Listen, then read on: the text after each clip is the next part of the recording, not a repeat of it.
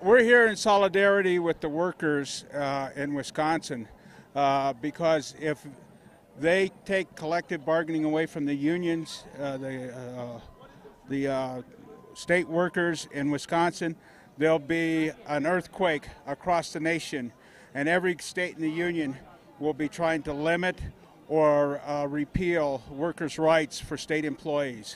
It starts in one place, it'll spread. It's anti-worker, it's anti-middle class.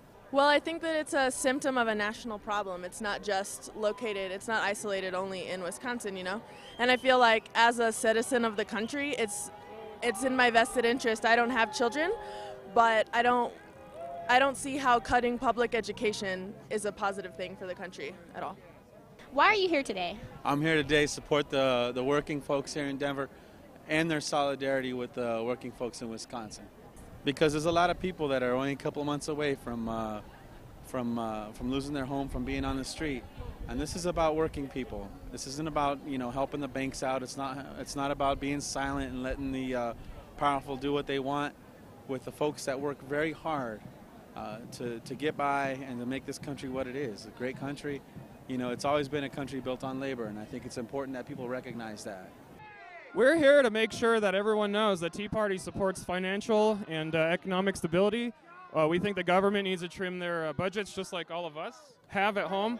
I'm a state employee myself. As you can see, the union interests, which we think are more like union bullies, they're here to make sure that they want to take more money out of our pockets to pay their wages. Meanwhile, we're all suffering. Destroying collective bargaining is not going to create money for the budget, because unions are not the problem.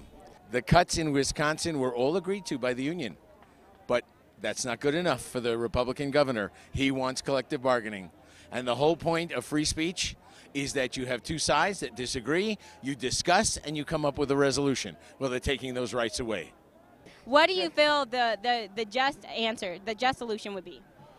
Well, they need to look at the tax structure, because if you really look at Wisconsin, they didn't have a budget crisis until the governor and the Republicans pushed through a tax decrease for your multinational companies.